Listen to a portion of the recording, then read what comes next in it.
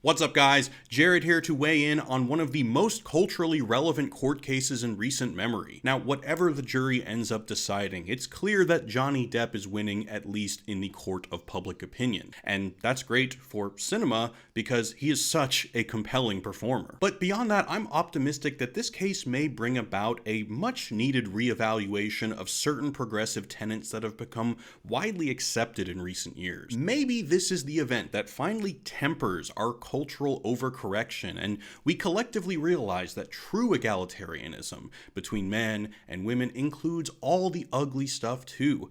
Fighting for women's recognition as equals must also include their capacity for evil. Anything less is to infantilize them. Another overcorrection I sense this case may be allaying is that now, although it may fulfill our desire for narratively palatable, aesthetically symmetrical notions of justice, a group's history of victimhood does not make them saints, and identifying a historical tradition of abuse perpetuated by a particular group, say men, does not mean we ought to automatically assume an individual is guilty because they share that same identity marker. Punishing an individual for the moral transgressions of the group they represent is never appropriate and only satiates the most vindictive of impulses. Alas, my optimism for significant cultural reconciliation brought about by the Depp versus Heard case, it doesn't last long because there is so much more at play that keeps us divided and incentivizes people to demonize the Johnny Depps of the world before the truth has had its day. So, at the risk of sounding grandiose, it's my goal with this video to draw attention to another cultural phenomenon that perpetuates these ugly divisions in an attempt to further what I sense this case has started. So today, I am officially coining a new term and submitting it to the net for consideration to include in the greater cultural lexicon, and I'm calling it a tribal identifier. A tribal identifier is a cultural object or popular figure that when one associates with or professes fondness for or criticizes, they run the risk of designating themselves a member of a particular tribe. So for example, in the last 5 years or so, Johnny Depp was a tribal identifier. If you expressed appreciation for his body of work, it's likely that doing so may generate assumptions about your moral character and your sympathy for abuse victims. It may indicate that you're someone that doesn't toe the line of what is acceptable in the progressive tribe, and you risk being cast out altogether and considered part of the other group. And in this deeply divided hellscape, tribal identifiers abound. You know them. You like The Last Jedi for trying something new, you're a woke NPC. Woody Allen's movies helped you work through your existential depression, you're a redneck monster. Masks are a particularly sad one because the choice to wear one or not is often agnostic of science or public health. I've had friends in my home state of Texas admit to me that they wear a mask just so nobody thinks that they're a Republican. Maybe you like the characters in The Last of Us Part 2. Well, you're a vapid virtue signaler. You laughed at Dave Chappelle's jokes, you're a transphobe. And man, oh man, did that Dave Chappelle one hurt. I mean, my stomach sinks to the floor when something I enjoy gets caught up in the culture war and mutates into a tribal identifier. Now all of a sudden, there are consequences to my ability to enjoy the trivial things that make life a little bit more bearable. The idea that Disney is quickly approaching tribal identifier status with the whole groomer thing is also a big groan. Now, included in the definition of a tribal identifier are 3 inconvenient principles about their function, which I will now outline. Principle number 1, maintaining your tribal position precedes honest evaluation or the desire for truth. We like to think that we have an opinion about a tribal identifier like Johnny Depp, and then that opinion will put us into a particular tribal camp, but often, it's actually the opposite. We curate our opinion about these tribal identifiers to ensure that we fall into the correct tribe. I think Joe Rogan as a tribal identifier illustrates this point well.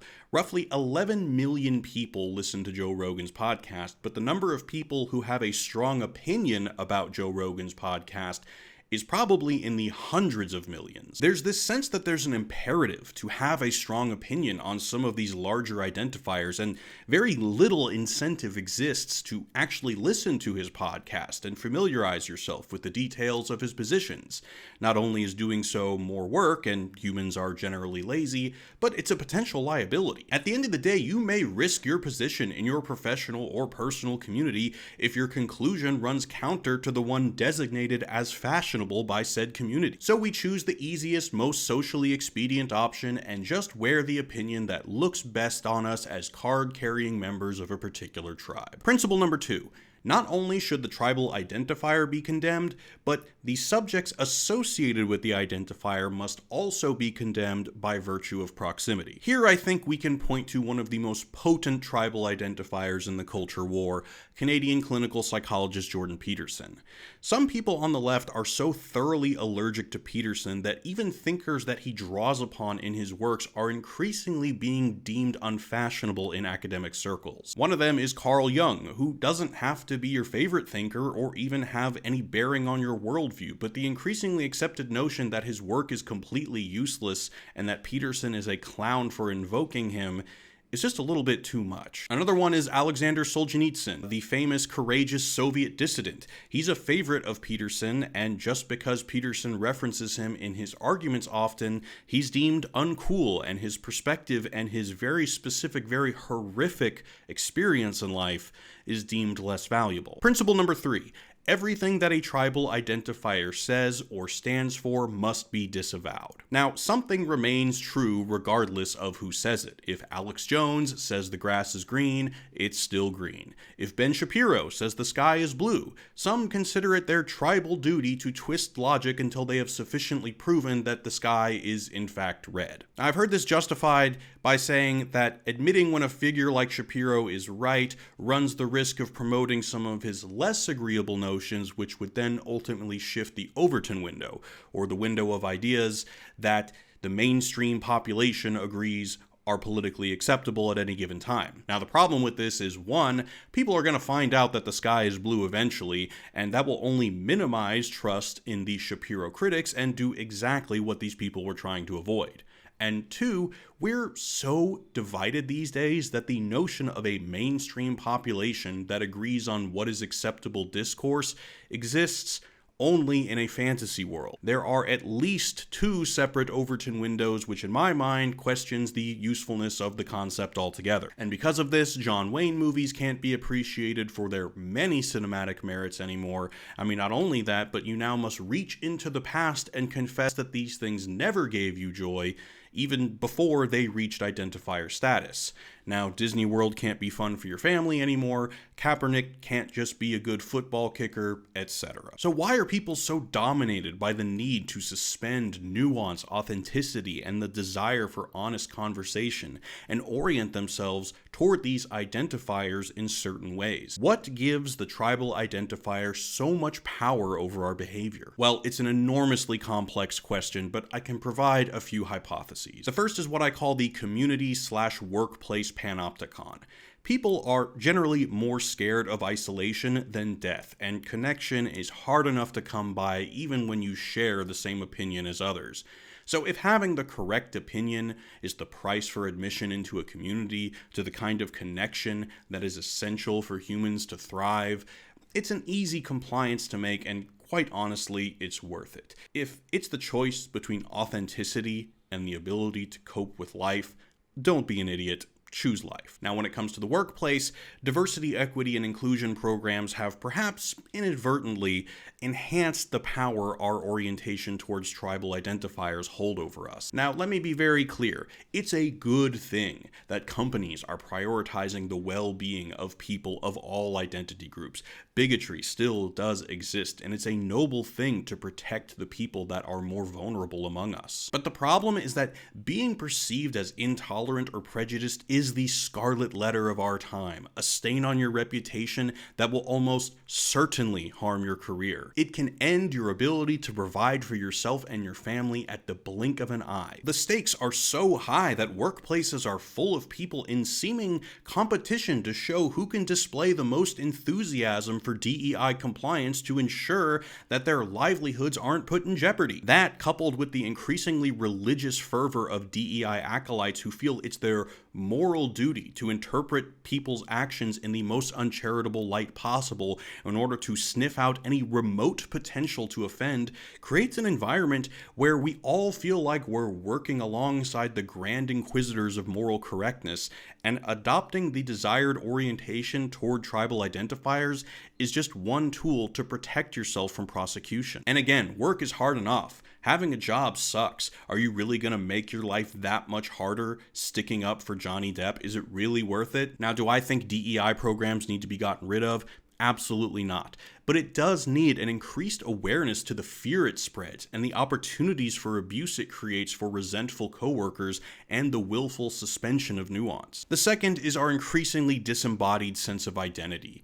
We're not just our real thoughts and actions. We are judged based on our tweeted opinions, the way we advertise our values in Facebook pictures, and perhaps most cringeworthy, the way we package ourselves as brand-safe personifications of ecstatic passion for digital media marketing or whatever on LinkedIn. The tribal identifier is an opportunity to adorn the image of ourselves with the most fashionable flair for our desired social and professional outcomes. Now, the fact that social media algorithms feed us content curated for how they perceive our politics in an effort to make us more reliable ad clickers only compounds the problem, but that's a subject for another video. The last hypothesis is something that I struggle with greatly. It's the notion that these days being smart and virtuous is cool. How great it is that the cool factor of being smart will motivate people to study harder, work more diligently, and be more thoughtful. I mean, are you telling me that it's now cool for kids to stand up and defend the marginalized? People now have incentive to help those who need it most? I mean, have I died and gone to heaven? But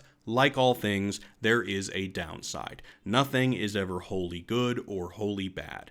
Because whether it's being smart, that's cool, or football, that's cool, people want to seem a certain way rather than be a certain way, and that often leads to shortcuts and flattened versions of ideas. If football is cool, there will always be that poser who begs his mom to rush him to the store that night and buy the first football shirt he sees without understanding anything about football, and he doesn't understand what the shirt represents, in hopes that he can soak up the cultural capital that comes with riding the wave of what's hot. Now, a flattened version of football fandom that one wears to fit in is only mildly annoying, but doing the same thing with intelligence and justice is, well, at the very least, much more annoying. We now have people who equate critical thinking with pointing out how anything and everything can be problematic.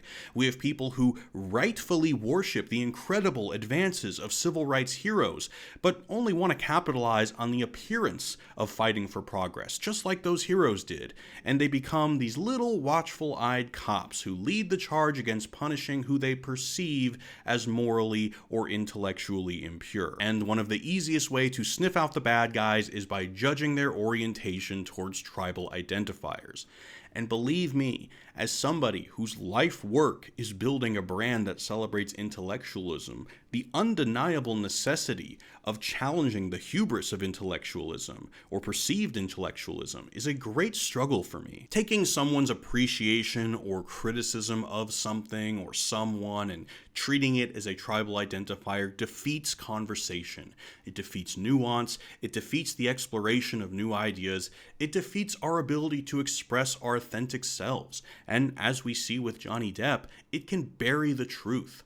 And I only can hope that this case and the way that we process it as a culture leads us to a more joyful, less accusatory, and more truth-hungry place. Don't forget to hit me up on Twitch, guys. I'm streaming Elden Ring Wednesdays, Thursdays, Saturdays, and Sundays. My username is Kalsarikanit87. Kalsarikanit is a Finnish word that means getting drunk in your underwear with no aspirations to leave the house. I'm currently living in Finland now, and on top of my lofty aspiration to coin new terms, I also aspire to integrate the word Kalsarikanit into English in the same way that the German word Schadenfreude is also integrated into English, because you can't really translate it directly with one other word. So join me on the stream, ask me anything, join the budding community of thoughtful nerds that we got going there. Don't forget to subscribe to this channel for more content, and as always, catch you later, guys. Peace.